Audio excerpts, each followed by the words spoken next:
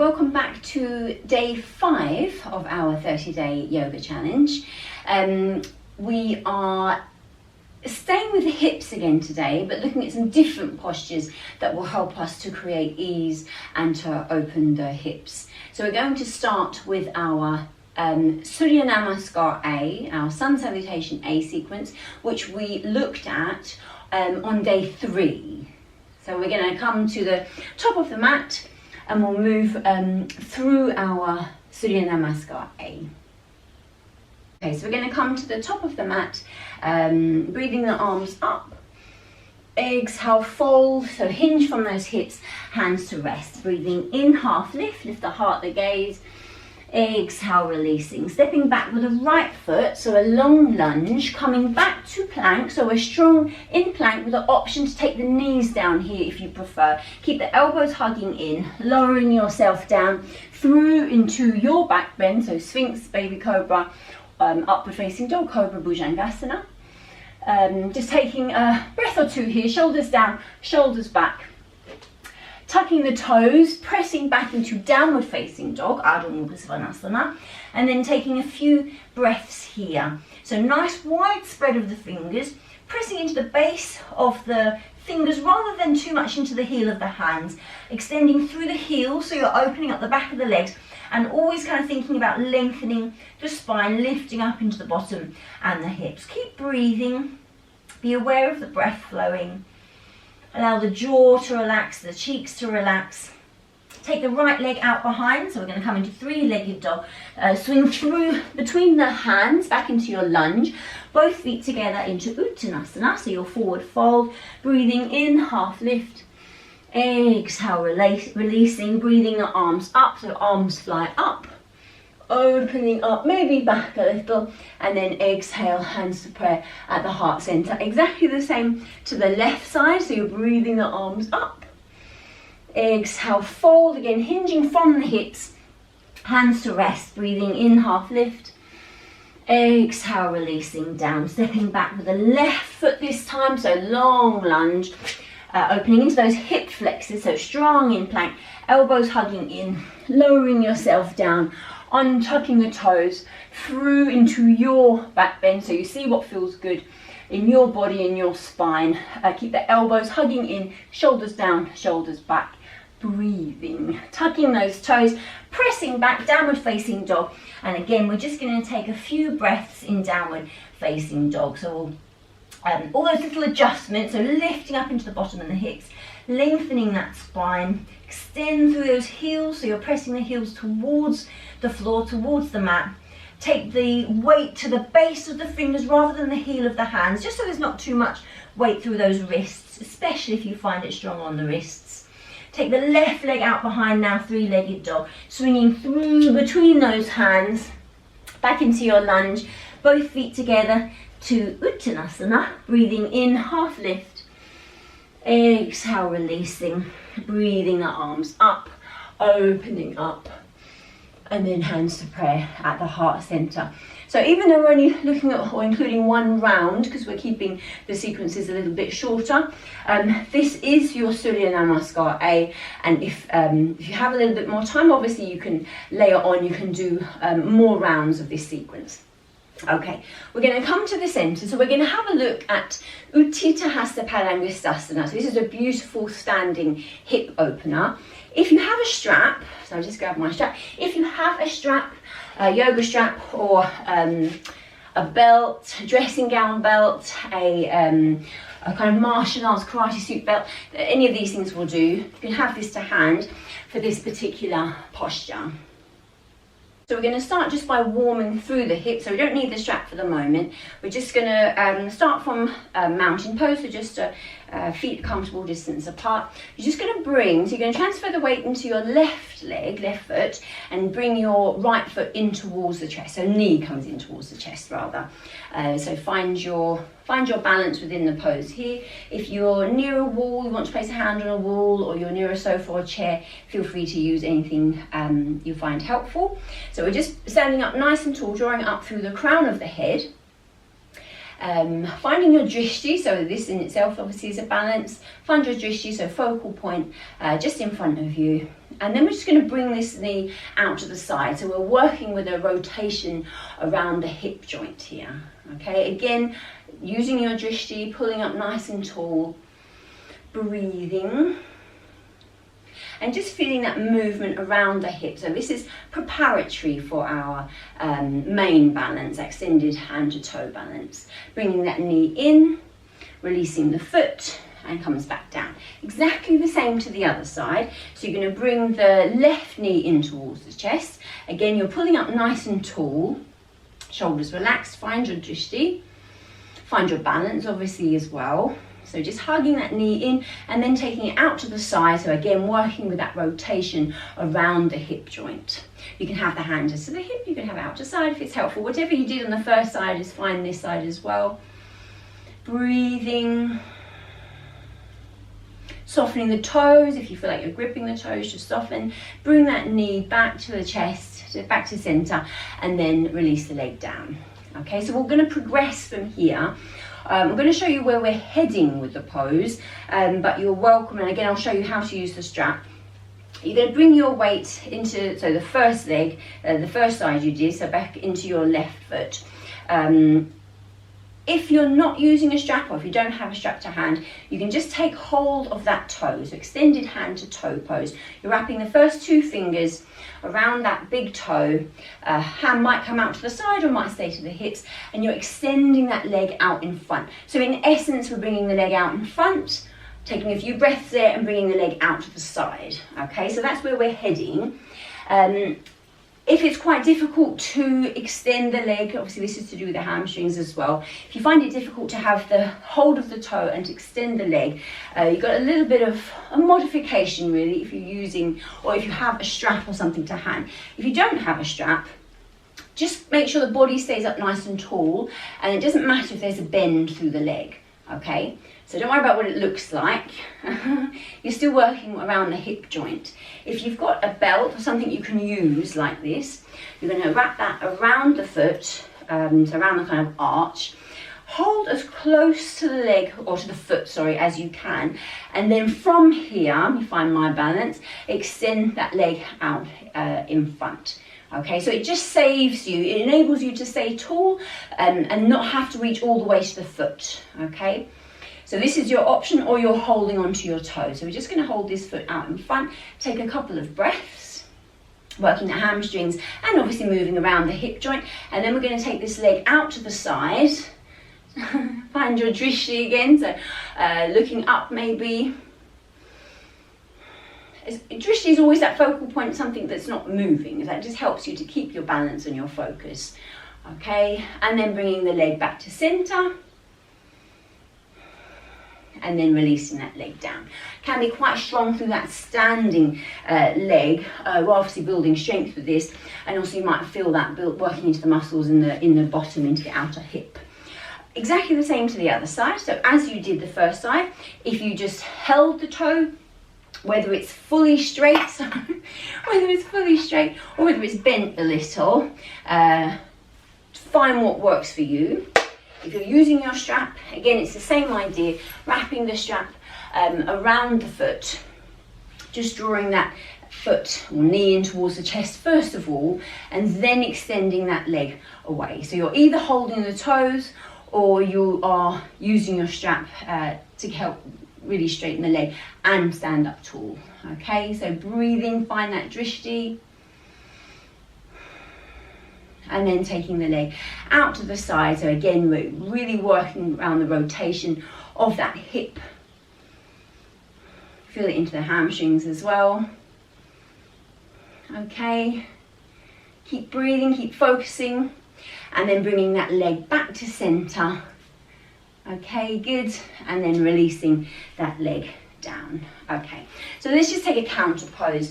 It can actually be quite strong on the back, that one. So we're all going to feel it in slightly different places, but obviously everyone's going to feel it around the hips. So nice wide stance, feet parallel. Let's just take the hands to the hips and hinge forwards from the hips.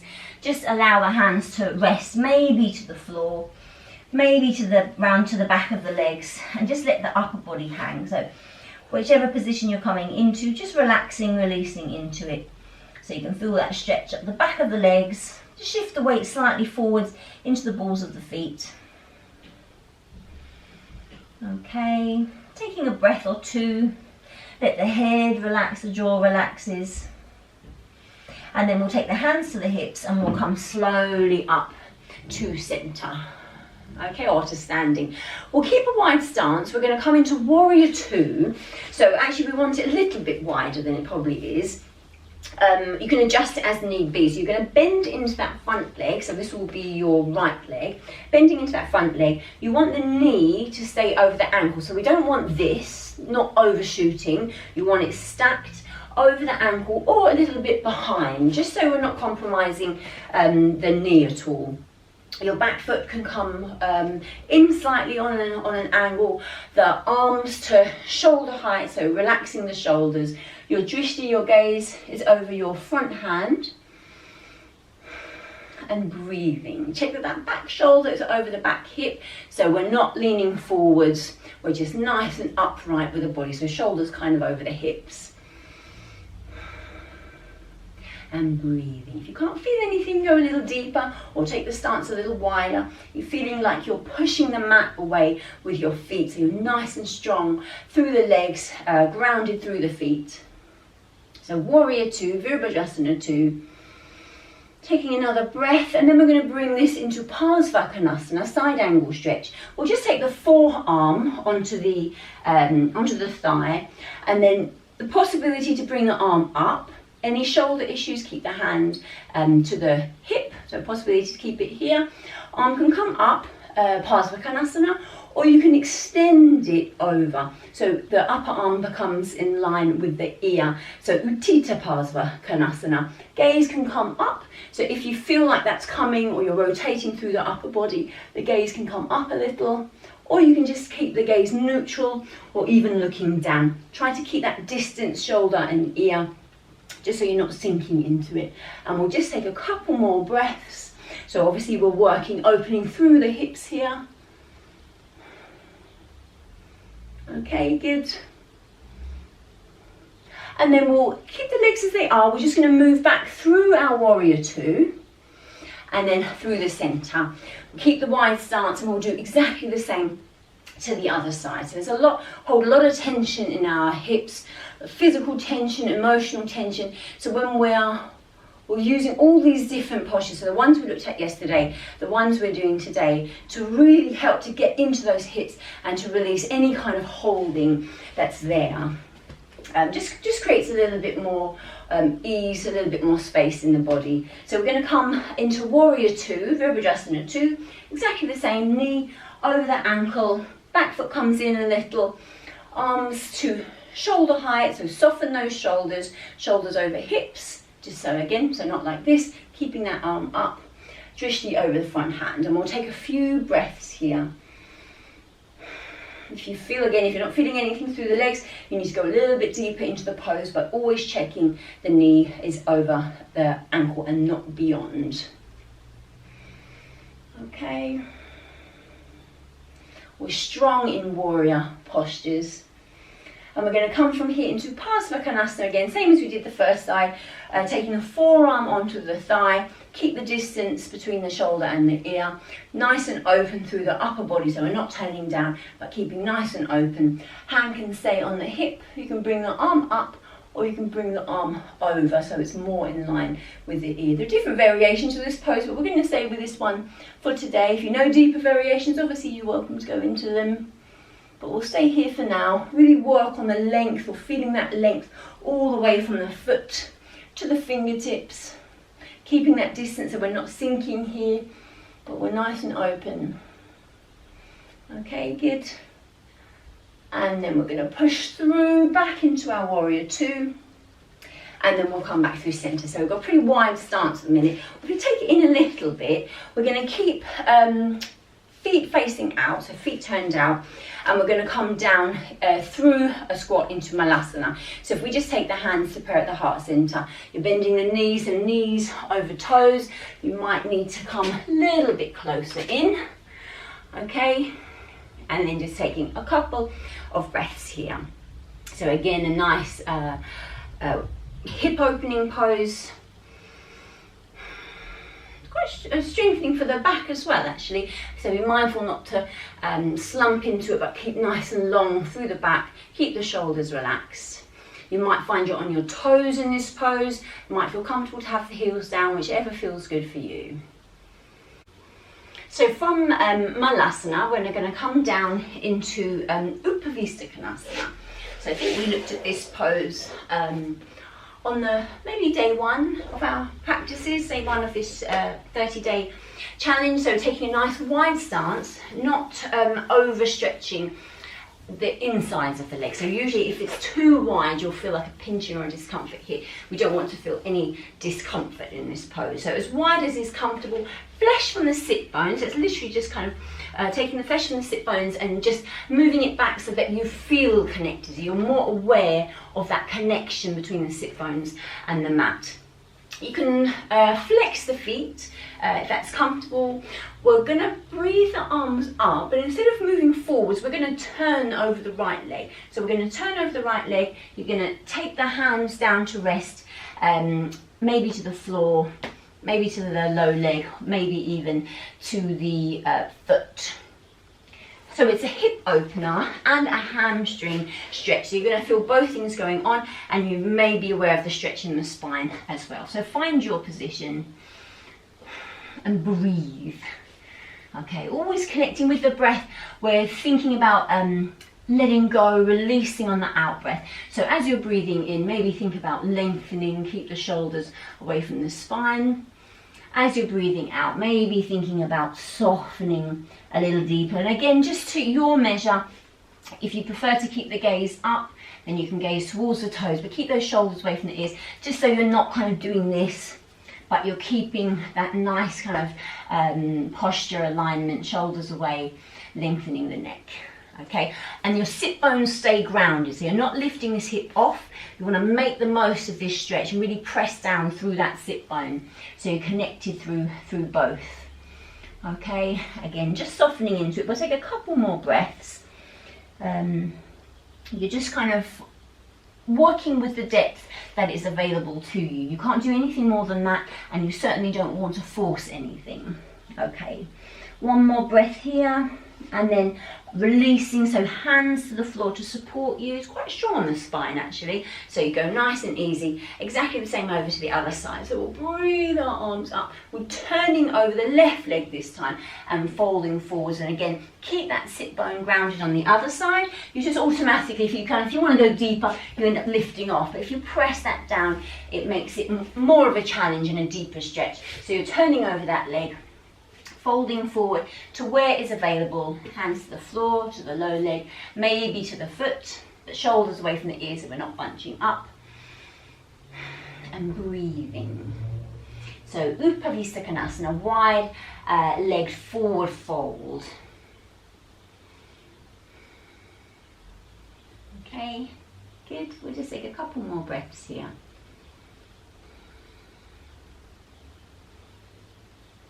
All these different ways of getting into the hip joint, releasing any holding. So certainly the physical tension, but it's, as I said or mentioned before, it really kind of holds emotional stresses here. So fears, anxieties, relationship, emotions around relationships, everything kind of caught up in the hips. So it's also about releasing all of that and creating space. Release the hands here, nice and slowly up to sitting up. And then we're just going to bring those legs in, so you might need to help them. And then find a comfortable seat. Remember, you've always got the option to do the short Shavasana relaxation afterwards if you've got a little bit more time. Normally in class we would always do Shavasana, but usually classes are longer. So where these are shorter sequences, we can finish on our breath focus, or if you've got time, go to the relaxation video. So we'll just kind of close. Let's come to a twist actually first of all. Let's just come into a little gentle twist, just to release the spine. So you're just going to go to your right side, one hand behind, one hand onto the knee or back of the hand. Yeah, it feels nice to finish on a twist. Okay, we're going to come slowly back to center. It kind of just resets everything. Exactly the same to the other side. So one hand behind, one hand across. Turning the gaze to over the back shoulder. Okay. And then slowly coming back to center. So you're sitting up nice and tall. It can be quite difficult actually to sit up tall in a seated position like this. So as much as is possible, let's just take a couple of breaths. So actually you can take our hands into Gyan Mudra, thumb and your first finger to touch, back of the hands onto the knees. Let the shoulders relax. Just a couple of breaths, just the center.